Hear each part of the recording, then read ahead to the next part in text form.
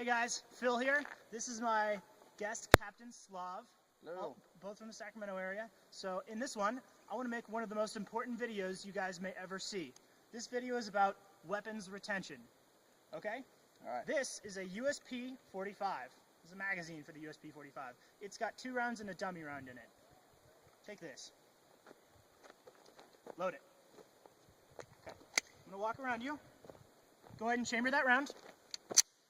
Okay, now, I'm actually going to come around this way after all. Okay, now I want to simulate that you just pulled out this gun and you pointed it at me because I'm attacking you. You now need this gun in self-defense and you stuck it out straight. I want you to point it at this clay we have sitting right here. Okay, now, you pull it out, I grab the gun, pull the trigger, pull the trigger again. What's going on? You don't know what's going on. Who's in control of this gun right now? I am. How much damage is there to my hand? Just a little bit of dirt? Yep. I want to show this to you. This is just a little bit of dirt on my hand. That is all the damage that is done to my hand, period. That's it. So everyone who says that weapons retention is not important, you're wrong.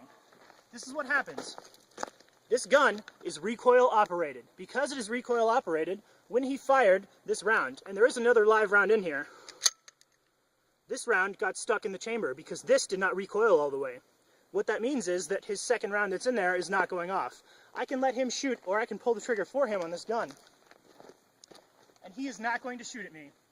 He is now holding onto a paperweight with 2 hands, while I'm holding onto it here, and I'm punching him in the throat. I'm taking this gun from him. In order to clear the jam, where you have an empty cartridge in the chamber, and I'm going to show this to you, empty cartridge in the chamber, lock that, hammer forward, you have to pull the slide back, let that cartridge fly out, then let that go again, then you can shoot the next round. And until then, this gun is useless. What that means is, a recoil-operated pistol, if someone grabs it, you're in trouble. Don't let someone grab your gun. That's point A of weapons retention. This should be the dummy round. Go for it. Okay, we're now going to move on to the revolver. This is the 45 revolver, Smith & Wesson 625. It's a pretty standard Smith & Wesson revolver. It's going to be the same prospect. This one we're not going to do a live fire drill. This is unloaded. Okay. Point this down range.